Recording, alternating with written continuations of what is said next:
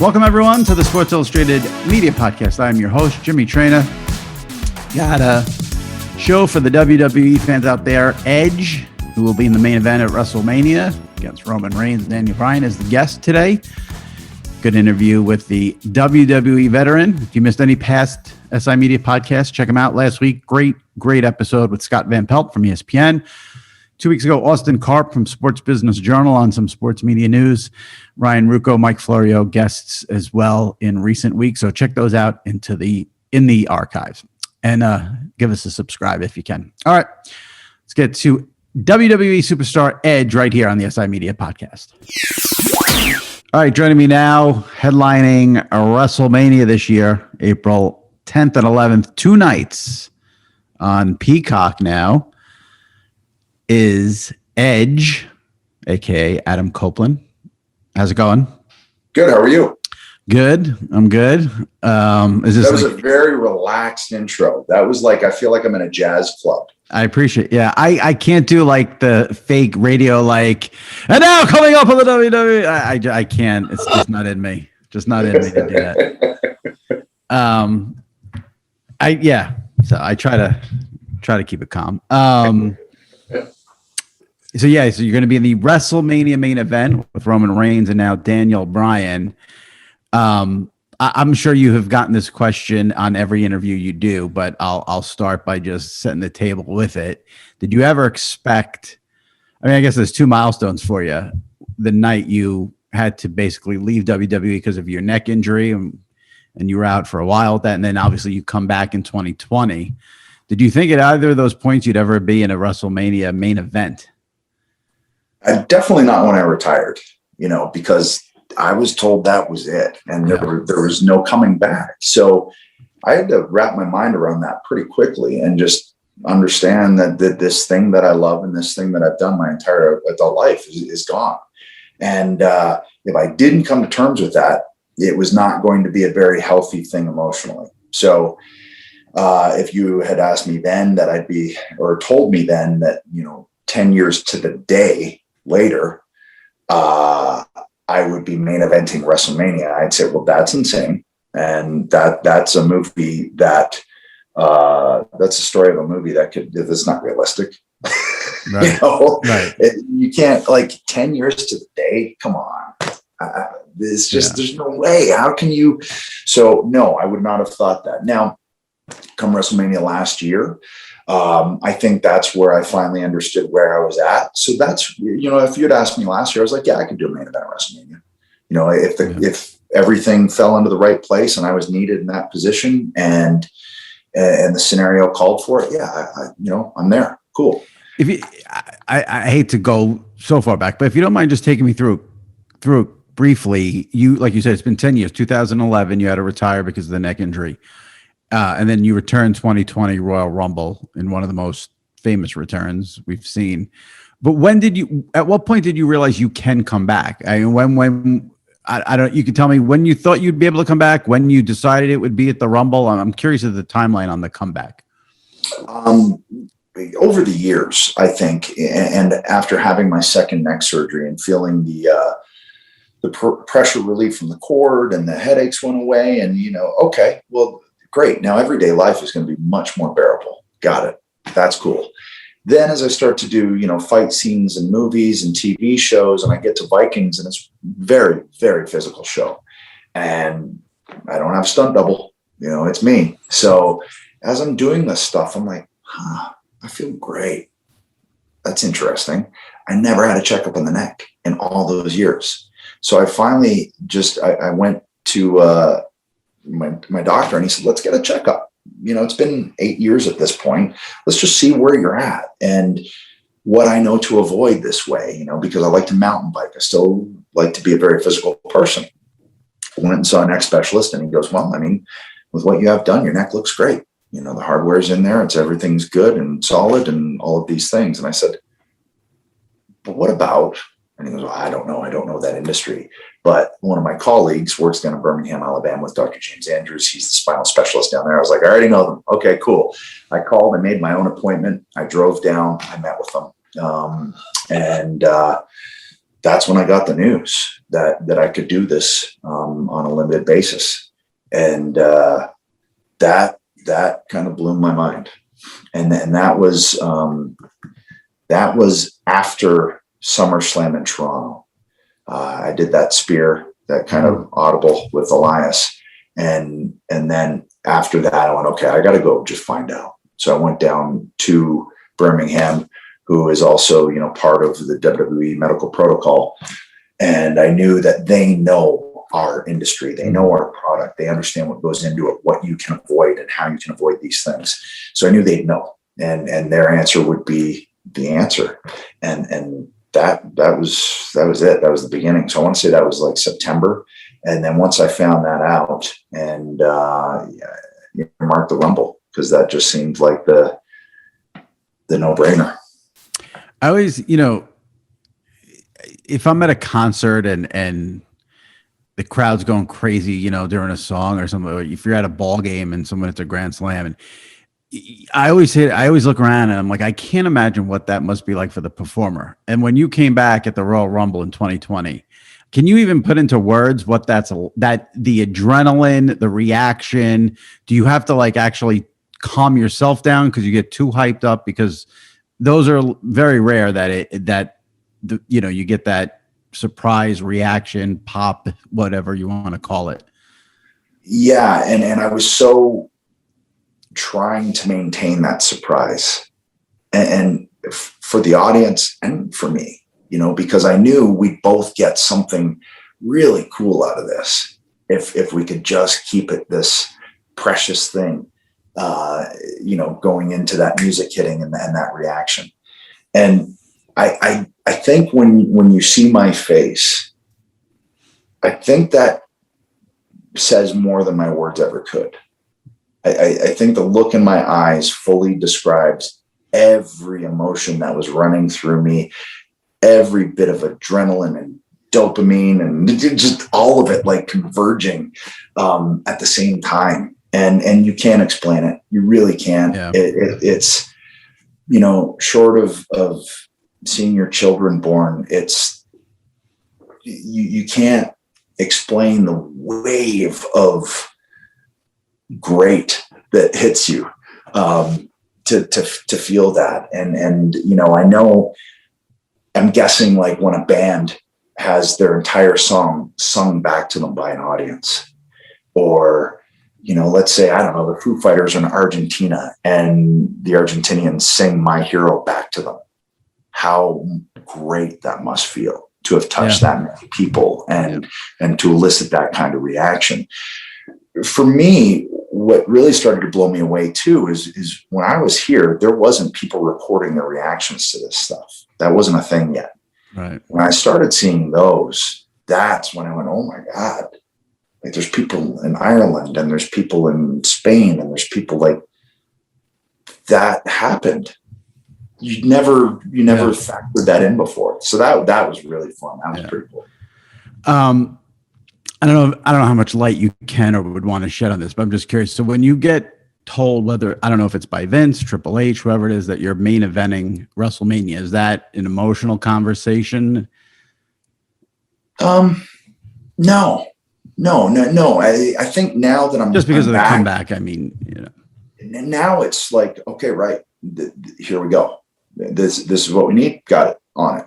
Yeah. And all I can do is whatever I can on my end to make sure that I bring my part to it. And that's really all there is to it, and I don't know if I'll fully kind of feel whatever it is I'm going to feel until I'm in the ring. Mm-hmm. And all three of us are standing there and there's a crowd again. That's when I think it will fully land and dawn on me how insane this whole thing is, not only just for me, but for those two guys as well. And for this combination of three men to be in the ring, main eventing WrestleMania. This was never supposed to happen. Right. 4 years ago, there's not a chance in hell that this happens. Yeah, it is interesting. Daniel Bryan had his issues as well. He was out, and then Roman had his health issues, different than yours and Daniel Bryan's, obviously. But it is pretty amazing that the three people main eventing WrestleMania have had different, health things that they've gone through. Yeah, there's been bumpy roads for all of us to get back to where we all find ourselves. And that to me is, it's very cool. Yeah. Not to take a negative turn, but how much of a bummer was it last year that you come back at the Rumble in January and then obviously in March, the world shuts down and I guess you really couldn't get that return going the way you wanted to? Well, the way I looked at it and the way I had to look at it is I had the Rumble. So I got that reaction. Now, if that had happened without an audience, that would have been a bummer. Not gonna lie, that would have been hard to chew. Yeah. But because of that, I realized, hey, okay, so me jumping around in tights isn't seen by the audiences that I would have liked. There's way bigger things going on, and then if I just go, okay, right, if I look at it just from our roster, I feel more for a guy like Drew McIntyre, who finally gets to the pinnacle of this thing that he worked so hard to get to, and there's nobody there for him. Right. So I feel more for a guy like that because I've had plenty of those moments, and I can focus on the positives. But those were the guys and girls that I felt for. Rhea Ripley, who's in her first WrestleMania, and she's wrestling Charlotte, and there's nobody there. So those are the talent that I was like, man, they got loads more in front of them, which is amazing. But that had to have been tough, So I'm fine, You're one of the WWE superstars over the years who I think, if wrestling fans are looking at the people who have had the perfect mix of their in-ring abilities and then having the humor be a big trait, you're up there. I mean, you have done some pretty, obviously with Christian over the years, you guys did some hilarious stuff with Mick Foley. I love the whole thing with the Conquistadors. It was great. Maybe I'm wrong. My opinion now is I feel like there's a little bit of a lack of humor. And I think because of the internet and because it's hard to keep things a secret maybe. And it's hard to do that stuff. But do you think we need a little more humor? You think we have the right mix right now in WWE? Would you like to see more of it? Is it harder to do now than back when you were around?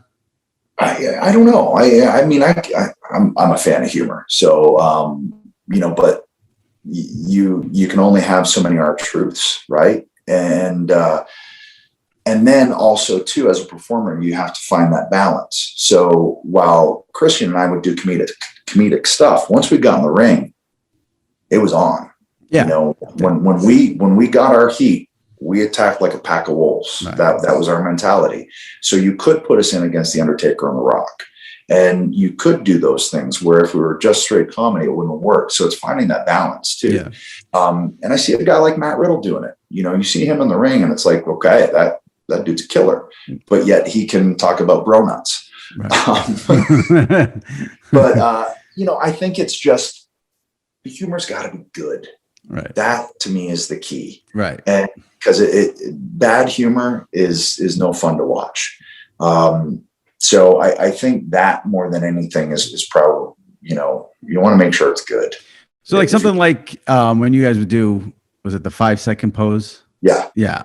Is that all you? Is there a writer coming up with that? Like, where does something like that come from? It was myself and Christian and this guy, Bryan, who was a writer. And we all had a very similar sensibility in terms of our comedic leanings. We all laughed at the same things. And the three of us would get together and just spitball ideas. And if it made the three of us laugh, we thought, wow, there must be enough people out there who would also find this funny. And that was the genesis of it. And then we just try and come up with ridiculous words like, dork chop and hainosity. And like, it was really, a lot of it too was like tapped into, I always pictured Edge and Christian, at least the outside the ring persona was kind of like Bill and Ted's, but a little bit more sarcastic, a little bit more caustic and mean. It was just, the three of us would just spitball stuff. And then it was, okay, how do we get this local audience to bite in? Like maybe this week we're actually going to be on their side. And then I'd pull open the trench coat and we're in Detroit and it's an Avalanche jersey. Right. Or it's, a Mets jersey with Mookie Wilson on the back and I'm Bill Buckner. Like, it was always trying to find those fun, pretty harmless things, but still fun. Yeah. It was amazing going through just, doing a little research for this. I mean, you're one of these guys you've done it all in the WWE. It seems like, I mean, it's been amazing from tag team to singles to everything, the comedy, everything.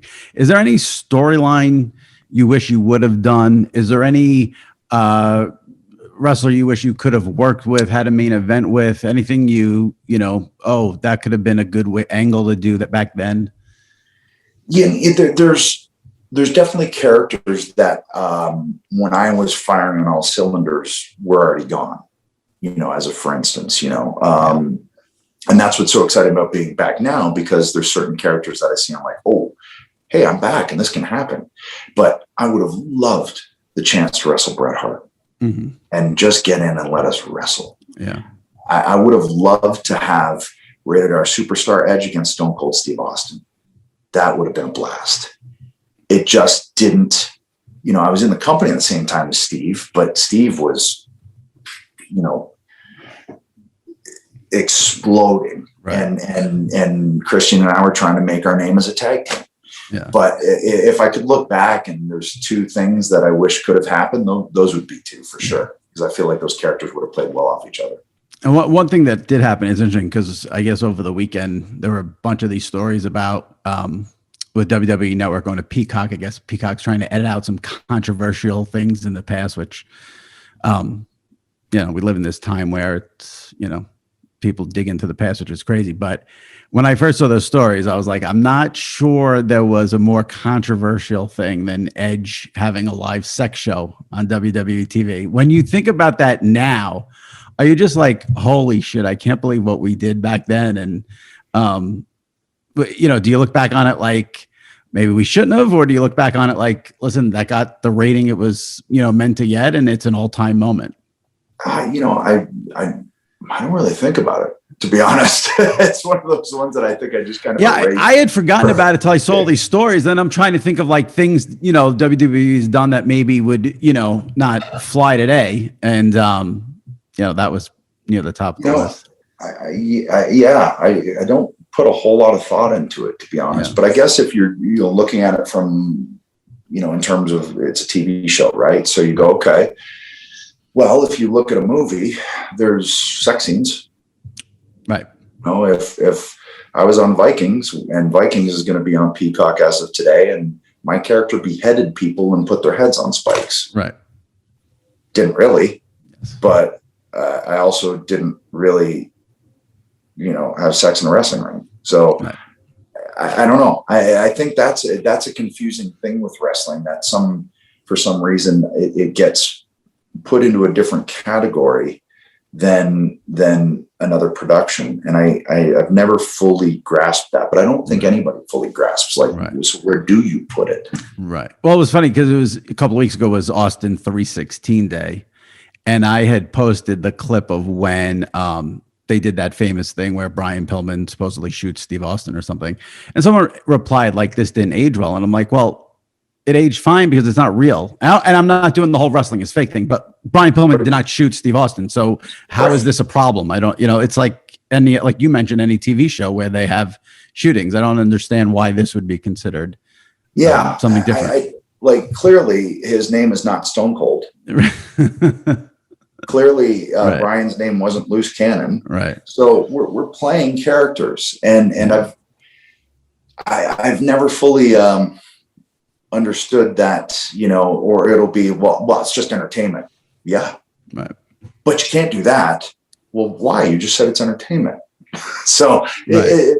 It's a weird time right now. Only figure that out and where it actually falls, Well, one of the other things, talking about the past, I guess, is one of the things that came out recently was the Undertaker called today's WWE superstars soft. And I had one of your WrestleMania opponents, Roman Reigns, on the podcast about a couple of months ago, and he responded to that. Now you're sort of, you were there then, you're there now. What do you think about the Undertaker's claim that today's superstars are soft.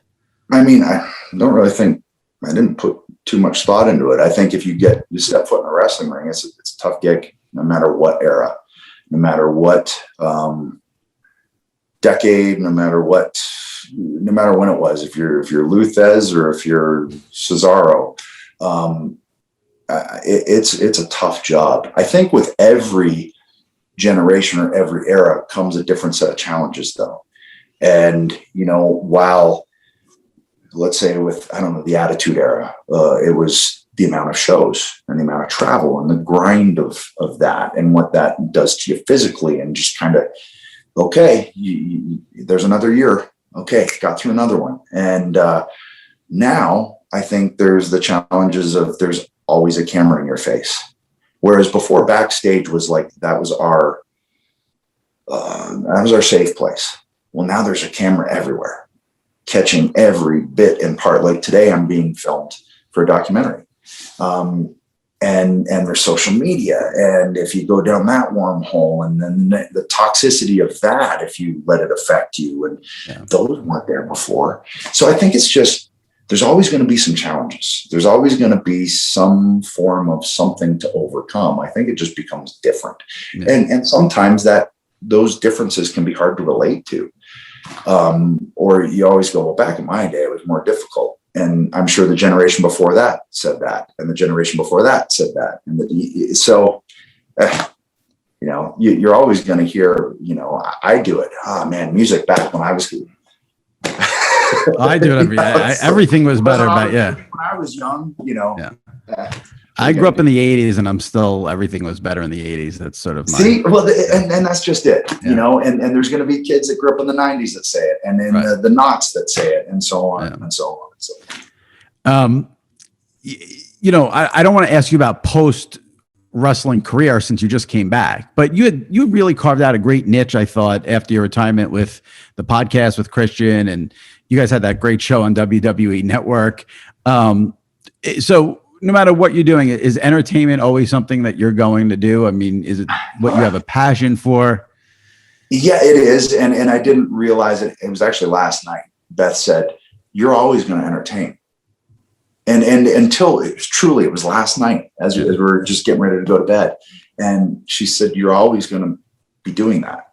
And it hadn't really dawned on me, because when wrestling stopped, well, then I started Haven. And then from Haven, it was Vikings. And then from Vikings, now I'm back to wrestling. So it seems like that's just, I don't know, that's my wiring, is to tell stories. I love telling stories. And if I'm not telling them, I love reading them.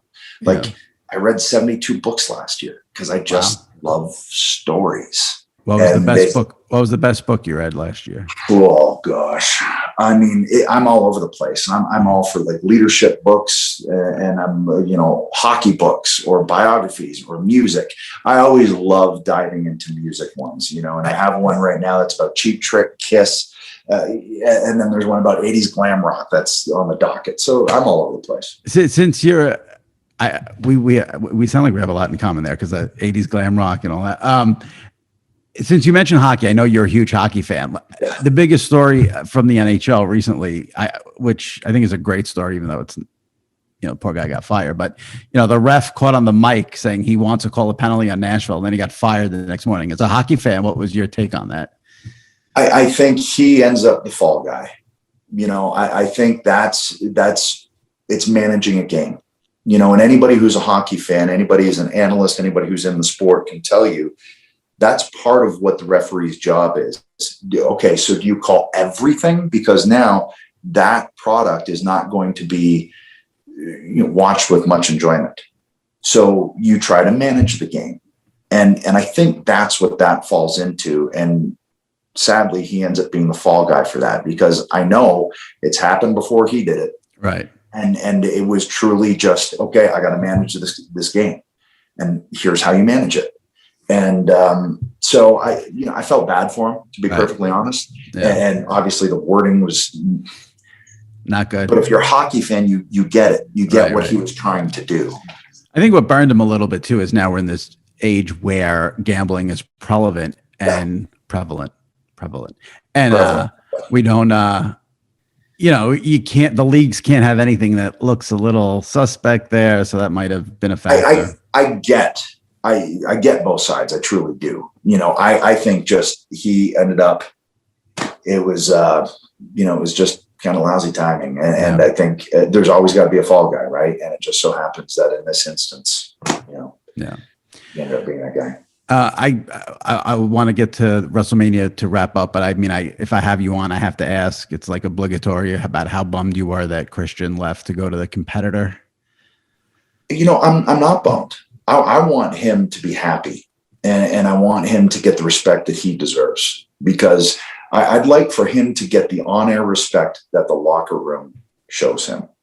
Because if you ask anyone within our industry, he's one of the names that people go, man, that dude.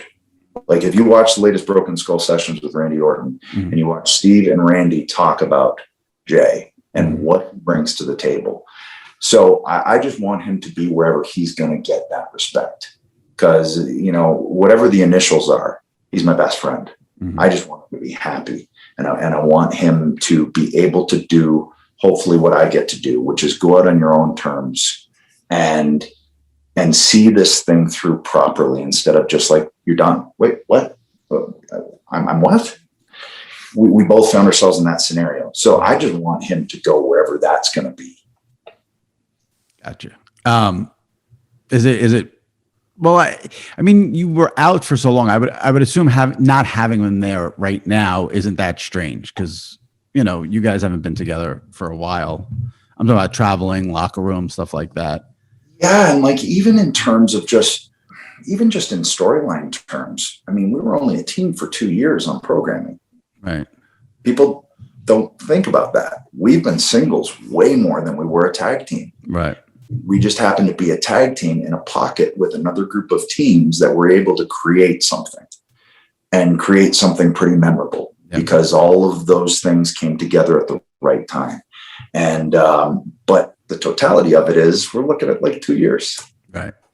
So speaking of singles, as we mentioned, WrestleMania, 2 nights, Saturday, Sunday, April 10th, April 11th on Peacock. Last thing, because we're wrapping, fans in the stands. How exciting is that for you? First time it'll be for WWE since this pandemic started. Man, I've said, our audience is like the phantom limb. It's just so odd without them there. This industry is based on that audience participation and that instant gratification to know whether something's working.